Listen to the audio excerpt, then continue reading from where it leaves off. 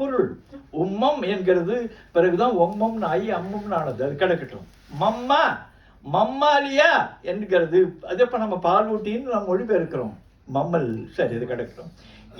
இதெல்லாம் நேரஸ் என்கிறதுக்கெல்லாம் நேரஸ் என்கிறதுக்கு நோஸ்டில், இது நாசி, இது நெக்குக்கு கிரீவம், ஓரிஃபைஸ் என்கிறது துவாரம், ஒசிஃபிகேஷன் என்கிறதுக்கு அஸ்தீகரணம், பீனிஸ் என்கிறதுக்கு சிசனம், பிக்மெண்ட் என்கிறதுக்கு வருணம்.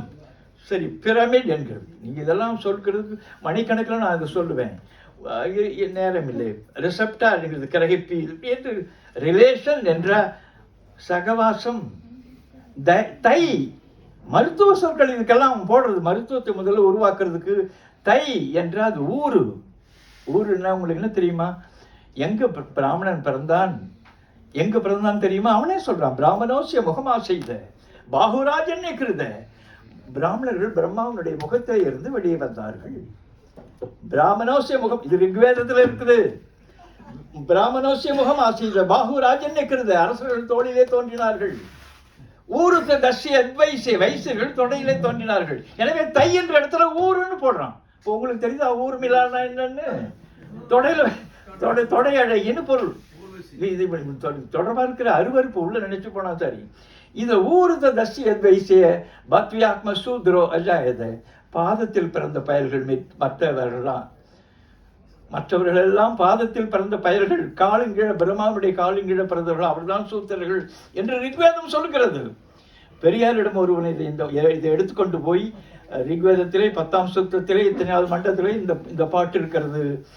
இங்க அதை தாண்டியும் பஞ்சமன் என்று ஒருவன் இருக்கிறானே, 5ஆம் வருணம் என்று இருக்கிறதே, அந்த பஞ்சமன் எங்கு பிறந்தான் என்று இந்த வேதத்திலேயே சொல்லவில்லையே ஐயா என்று கேட்டதுக்கு ஒரு மாநாட்டில் அவர் சொல்லியிருக்கிறார். எனக்கு இதை பார்க்கிற பொழுது, இந்த நாட்டில் உண்மையா அப்பாவுக்கும் அம்மாவுக்கும் பிறந்தவன் இந்த பஞ்சமனாலாம் எனக்கு தெரியலாம், நீங்க போங்கன்னு சொன்னாராம். இது எதுக்கு சொல்ல வர்றேன்? இந்த அது கீழே ஒரு சாதியை உருவாக்குறது என்கிறது இதுல தாங்க வாழ்கிறது. சாதி வாழ்கிறதுனுடைய நுட்பமே இந்த படிநிலையை அமைத்துக் கொண்டுதான் ஒவ்வொருவனும் கீழே இருக்கிற ஒருத்தன் இருக்கிற மாதிரி அவனமே அவனை மிதிக்கிறது. இந்த நிலைகளுடைய சூழல்கள் எல்லாம் பார்க்கிறோம். சரி, இது கிடக்கட்டும். இது ஒரு சில அடிப்படைகளாக நான் சொல்லிக்கொண்டே போகிறேன். ஆழமா கொஞ்சம் என்னோட கூட வாங்கணும். இப்படி நான் சில ஆயிரம் செய்திகளுக்கு சொல்ல முடியும். நான் ஒரு 4-5 மட்டும் சொல்றதுக்கு முன்ன வந்திருக்கிறேன். பொருந்துதல், இயை பொருந்துதல், இசை பொருந்துதல், இசைவு பொருத்தம், இயை இழை பொருந்துறது, ஈயாகு யா என்று மட்டும். யா என்கிறது சேர்க்கைன்னு பொருள். யாத்தல் பொருந்துதல், சேர்த்தல். யாப்பு சேர்க்கை, யாப்பு, யாம் இது கட்டு, சேர்க்கை, உறுதி. இந்த பொருளை போகிற பொழுது யாமை பிற உயிர்களால் ஊர் வரும் என்று எண்ணி அதற்கு அது தன்னிடமிருந்து காத்துக்கொள்வதற்கு இயற்கையாகவே ஓடு பெற்றிருக்கிற அந்த ஆமை யாமை என்று சொல்லப்பட்டது.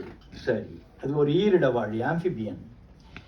இது அதைத்தான் திருவள்ளுவர் சொல்றார். அது அந்த ஒடுக்கிக் கொள்கிற அதனுடைய காப்பே. ஒரு ஆமை 400 ஆண்டுகள் 500 ஆண்டுகள் வாழும். காரணம் அதனுடைய காப்பு. அதனுடைய யானை மெதித்தால் கூட அது ஒன்று செய்ய முடியாது. ஒருமையுள் ஆமை போல் 5 அடக்கல் ஆற்று என்று ஒன்று ஏதாவது இக்கட்டு வருகிற பொழுது உள்ள ஒடுக்கிக் கொள்ளும். அதனுடைய அந்த வலு இருக்குது, அந்த உறுதியான ஓடு, அதுக்காக யாமைன்னு பேர். சரி, இந்த யாம் என்கிறது ஏம் என்றானது காப்பு. ஏமம் என்கிறது காப்பு. நீங்க இப்போ அதை எப்படி நீங்க உணரணும்? யான்னு முதல்ல அந்த குரங்கு கத்தினது யான்னு, பிறகு ஏன்னு, பிறகு என்னன்னு வந்தது. யாம் என்று வந்தது, ஏம் என்று வந்தது, பிறகு எம் என்று வந்தது.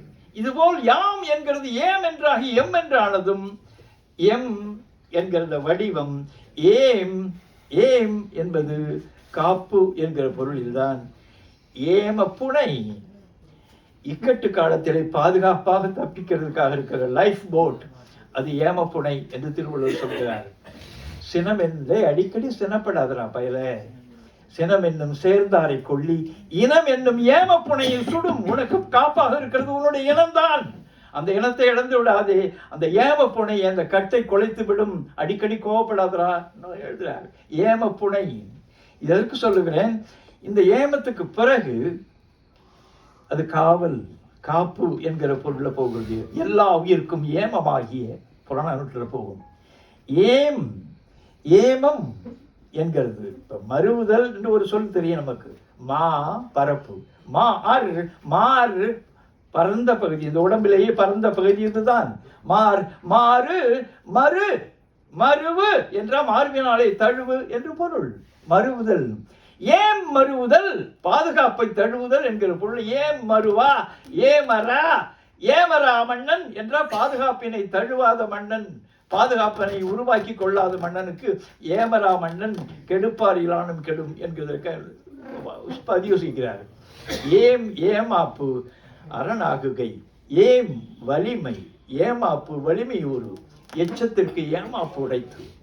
சரி, ஏமாறுத்தல் என்பது வலுப்படுத்துதல். சலத்தால் பொருள் செய்து ஏமாறுத்தல் என்கிறது. அதாவது அது வலுப்படுத்துதல் என்கிற பொருள்ல இருக்கிற நிலைகளை வலுப்படுத்துதல் என்கிற பொருள்ல ஏமாறுத்தல். ஏமுறுதல் என்கிறது காப்படைதல். எஞ்சிய பொருள்களை ஏமுற நாடி திருமுருகாற்றுப்படையில வரும். ஏம் காப்பு, சேஃப்கார்டு, செக்யூரிட்டி. ஏம் என்கிற அந்த வடிவம் யாமையிலிருந்து நாம் எண்ணி பார்க்க வேண்டும். இப்ப ஏமாறு என்பது காப்பு மாறுதல், காப்பு அழிதல். ஏம் அகற்று, ஏம் ஆற்று என்கிறது காப்பினை நீக்கு என்கிற பொருள் இருக்கிற இன்னொரு வடிவம் இருக்கிறது. ஏமம் காவல், காப்பு. ஏமம் என்கிறது இயல்பா பிறகு சேமம் என்றாகிறது. எப்படி அரண் என்கிறது சரண் என்றாகிறதோ, அமர் என்கிறது சமர்ன் ஆகுதோ, அமம் என்கிறது எப்படி சமம் ஆகுதோ, ஏமம் என்கிறது சேமம். சேமம் என்றால் காப்புன்னு பொருள்.